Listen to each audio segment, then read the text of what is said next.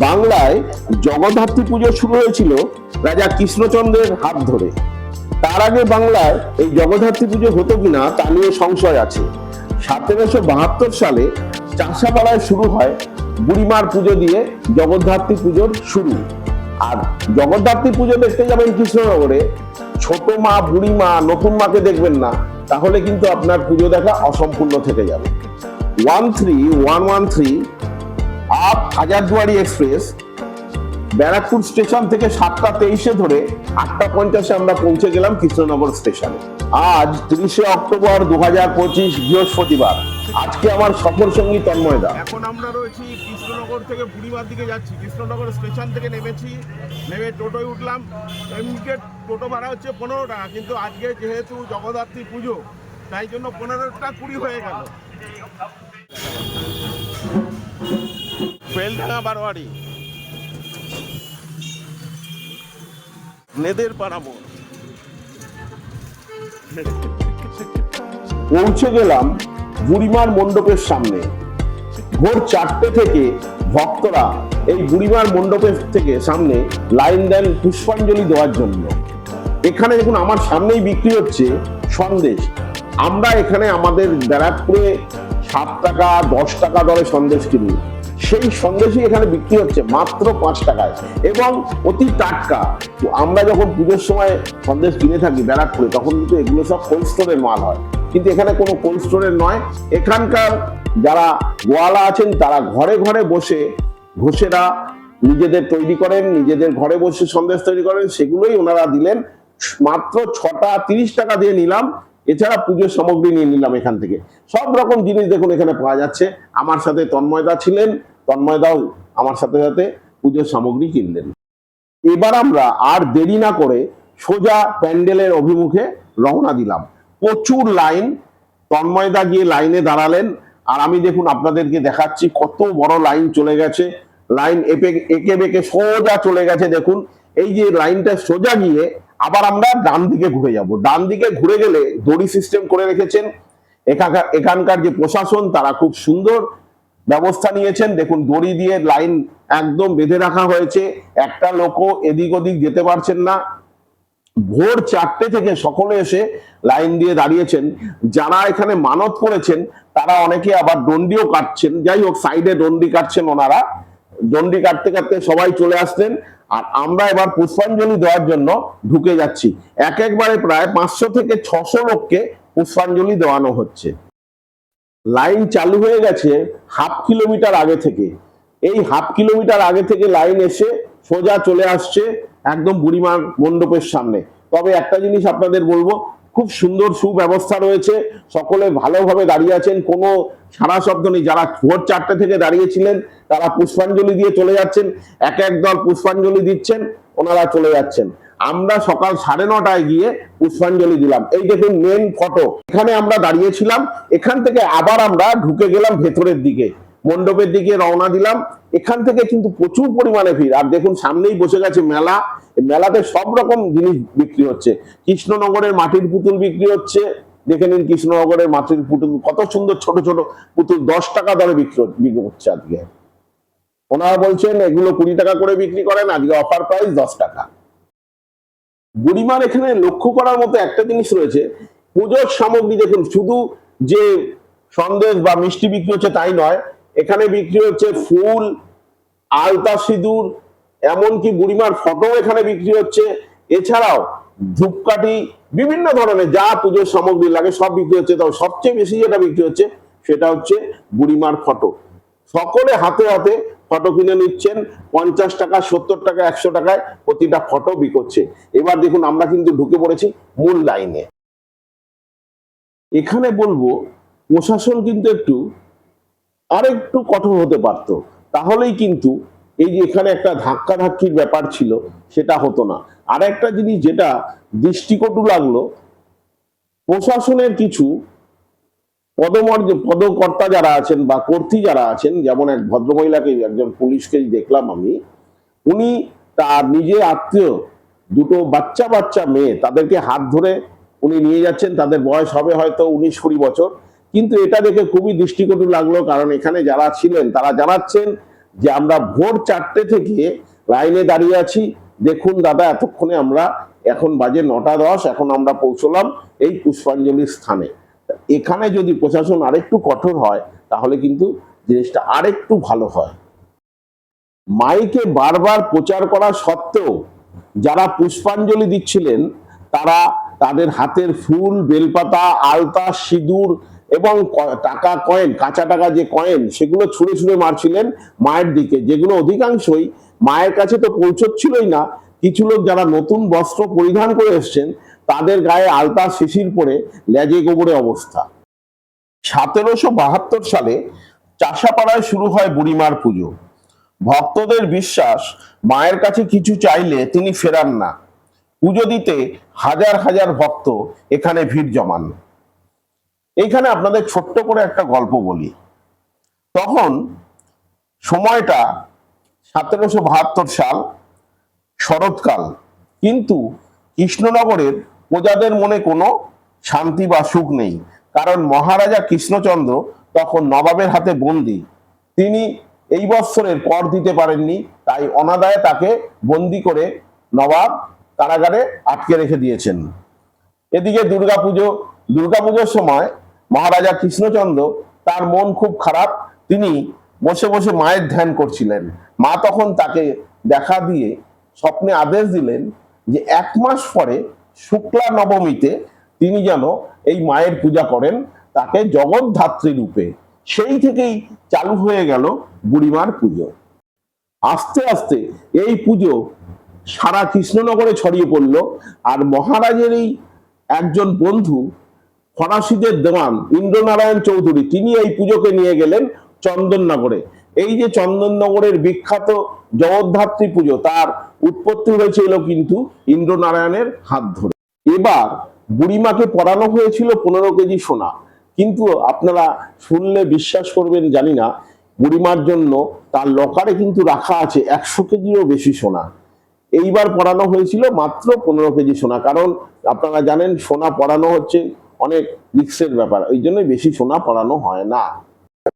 পুষ্পাঞ্জলি দেওয়ার পরে এখানে সকলের জন্য প্রসাদের ব্যবস্থা রয়েছে, আর কুপনের ব্যবস্থাও আছে। যারা এখানে কুপন কেটে প্রসাদ নিতে চান তাদের জন্য পোলাওয়ের ব্যবস্থা আছে, পোলাও দিয়ে এখানে প্রসাদ দেওয়া হচ্ছে। এছাড়াও যারা এখানে থাকতে চান, থেকে কিছু প্রসাদ নেবেন, তাদের জন্য খিচুড়ির ব্যবস্থা আছে, সেটাও খাবারের ব্যবস্থা আছে, কোনো অসুবিধাই হচ্ছে না। এখানে প্রসাদ প্রচুর পরিমাণে আছে। আর একটা কথা যেটা আপনাদের না বললে নয়, এখানে মেডিকেল টিম কিন্তু খুব শক্ত। একদম সামনেই রয়েছে একটা মেডিকেল টিমের জন্য পুরো একটা ঘর ছেড়ে দেওয়া হয়েছে। দেখুন, ছোটখাটো হসপিটাল, এখানে বেড রয়েছে, 3-4টে বেড রাখা রয়েছে, মেডিকেল টিমের ডাক্তার তারাও রয়েছেন। আর দেখুন, এখানে একজন ভদ্রমহিলা, তিনি হঠাৎ করে অসুস্থ হয়ে পড়েন, তার পায়ে চাপা খেয়ে তিনি একদম, তার পায়ে নখ উঠে যায়। তাপসবাবু, এই যে দেখতে পাচ্ছেন তাপসবাবু, আমার মাইকটা এখানে খুলে গেছিল যার জন্য এখানে কথা বলতে পারিনি। দেখুন, তাপসবাবুর সাথে এখানে কথা বলেছিলাম, উনি আমাদের ব্যারাকপুরেরই লোক, এখন উনি কৃষ্ণনগরে আছেন। খুব ভালো লোক, অমায়িক লোক, উনি সকলের সেবা শুশ্রূষা, যারাই আসছেন তাদেরকে সেবা শুশ্রূষা করে তাদেরকে বাড়ি পাঠিয়ে দিচ্ছেন। তাপসবাবু বলছেন যে এখানে ব্লাড প্রেশার মাপার তো আছেই, এছাড়াও প্রাথমিক সবকিছু এখান থেকেই উনি করে দিতে পারবেন। আমরা এবার চলে আসলাম কৃষ্ণনগরের বাস স্ট্যান্ডে। এইখানে এই মেন রাস্তার উপরে কিন্তু 2টো বাস স্ট্যান্ড রয়েছে, একটা ডান দিকে একটা বাদিকে। ডান দিকে যে বাস, সেগুলো হচ্ছে লোকাল যে বাসগুলো যায় সেগুলো, আর বাদিকে যে বাসগুলো আছে সেই বাস স্ট্যান্ডে দূরে দূরে বাস চলে যায়, সেইগুলো দেখানো হচ্ছে। বাস স্ট্যান্ডের সামনেই একটা হোটেলে ঢুকলাম, সেখানে আলাপ হলো এই ভদ্রমহিলার সাথে। ওনারা তেহট্টে থাকেন, কৃষ্ণনগরে একটা জায়গার নাম তেহট্ট। আপনারা যারা কৃষ্ণনগরে থাকেন, তেহট্ট কোথায় কমেন্ট করে একটু আমাকে জানান যে তেহট্টটা কোথায়। যাই হোক, ওখানে 4টে করে কচুরি আর সরভাজা খেলাম, কৃষ্ণনগরের বিখ্যাত সরভাজা, সেটাও খেলাম। আমি আর তন্ময়দা দুজনেই 50 গ্রাম করে 100 গ্রাম খেলাম। দেখুন, আগেই বলছিলাম আপনাদের যে দূরের বাস স্ট্যান্ড, এই যে বাঁদিকে রয়েছে, আমার বাঁদিকে বাঁহাতে রয়েছে, এই যে এখান থেকে কলকাতা এবং অন্যান্য করিমপুর যে দূরে দূরে যে বাসগুলো যায়, সেই বাসগুলো এখান থেকে ছেড়ে থাকে।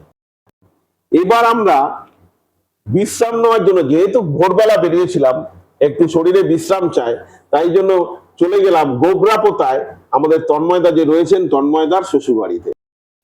পৌঁছে গেলাম গোবরাপোতায়, বাস আমাদের নামিয়ে দিল, আমরা চলে আসলাম তন্ময়দার শ্বশুর বাড়িতে। তন্ময়দা দেখুন শালাবাবু আগে আগে হেঁটে যাচ্ছেন, খুব সুন্দর জায়গাটা দেখুন। যেহেতু এটা সোজা চলে যাচ্ছে গেদে সীমান্তে, রাস্তা কিন্তু খুবই সুন্দর, একদম সেন্ট্রাল থেকে এই রাস্তা কিন্তু বানিয়ে দিয়ে থাকে, কারণ যেহেতু এটা সীমান্তবর্তী এলাকা, এখানে বিএসএফ এর টহলদারি থাকে, তাই জন্য সেন্ট্রাল থেকে এই রাস্তা বানিয়ে দিয়েছে। দেখুন কত সুন্দর রাস্তা, এই রাস্তা সোজা চলে যাচ্ছে গেদে সীমান্তে। তন্ময়দার শ্বশুর বাড়িও একদম পরিষ্কার পরিচ্ছন্ন, খুব সুন্দরভাবে সাজানো। আমরা খেয়ে দিয়ে বিশ্রাম করে বেরিয়ে পড়লাম ওই বাড়ি থেকে ঠাকুর দেখার উদ্দেশ্যে।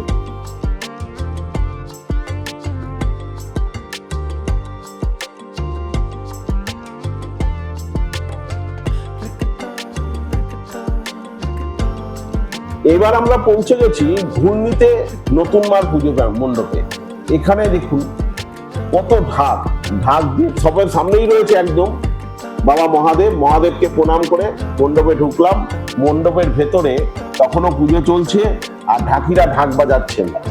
এখানে প্যান্ডেল তো অতি অবশ্যই সুন্দর হয়েছে, আর এই জায়গাটা সম্বন্ধে আপনাদের না বললে অনেক কিছু না বলা থেকে যাবে। কারণ দেখেছেন আপনারা ব্যানারে, জায়গাটার নাম ঘূর্ণি।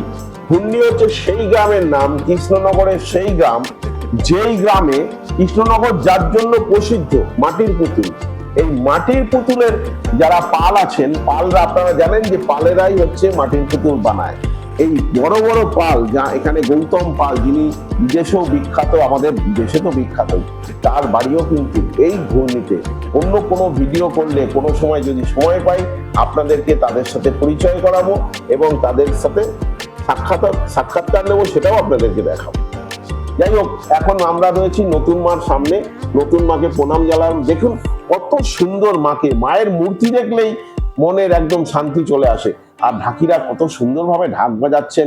আমার ক্যামেরাটা তখন যেহেতু সাউন্ড সিস্টেম একটু ডিস্টার্ব ছিল, তাই জন্য সবকিছু আমি একদম কি বলবো আপনাদের, সাউন্ড সিস্টেমে বন্দি করতে পারিনি, সাউন্ডও দিতে পারলাম না। যাই হোক, সেই জন্য দুঃখিত, আপনাদের সকলের কাছে ক্ষমা চেয়ে নেবো। খুব সুন্দরভাবে তারা এখানে ঢাক বাজাচ্ছিলেন। তবে আপনাদের বলবো, যদি আপনারা কৃষ্ণনগরে ঠাকুর দেখতে আসেন, 2-3টে দিন হাতে সময় নিয়ে আসবেন। আর যাদের আত্মীয় স্বজন আছে তাদের তো কোনো ব্যাপার না, আত্মীয়ের বাড়িতে থেকে যাবেন।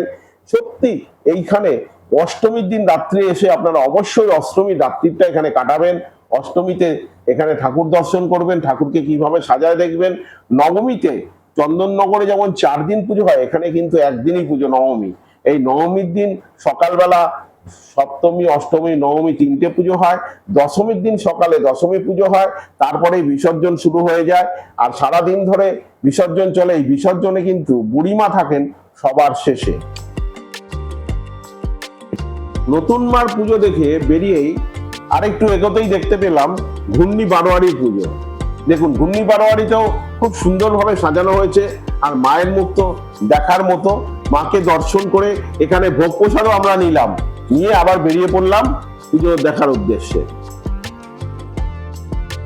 এইবার কিন্তু আমরা পৌঁছে গেলাম জেলেপাড়ার একতা। জেলেপাড়ার একতা ক্লাবের পুজো দেখতে বেরিয়ে চলে এসেছি এবার আমরা।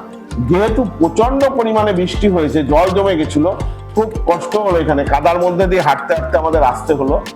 এই জেলেপাড়ার একতা ক্লাবের পুজো এখন আমরা দেখতে পাচ্ছি। নারায়ণী নমস্তে। নমো চন্দনেন চমারব্ধে কুঙ্কুমেন বিলেরিতে বিল্লপত্রম দিগাবিলে গৃহীয়ং শরণাগত। এষ শতদল পুষ্পাঞ্জলি নমো একতা ক্লাব জেলখানা। এখন আমরা যাচ্ছি কৃষ্ণনগরের জেলখানার উপর দিয়ে। সামনেই দেখুন রয়েছে বিশাল বড় জেলখানা। ছোট কাকু বললেন, আমিও বাবু একদিনের জন্য ছিলাম এই জেলখানায়। যাই হোক, ভালোই লাগলো। জেলখানা অনেকটা জায়গা জুড়ে, আর একদম এখানে নীরবতা বিরাজ করছে একদম। এখন আমরা চলে এসেছি পোস্ট অফিসের মোড়, কৃষ্ণনগর পোস্ট অফিসের মোড়। সোজাসুজি রয়েছে আমার পৌরসভা, কৃষ্ণনগর পৌরসভা।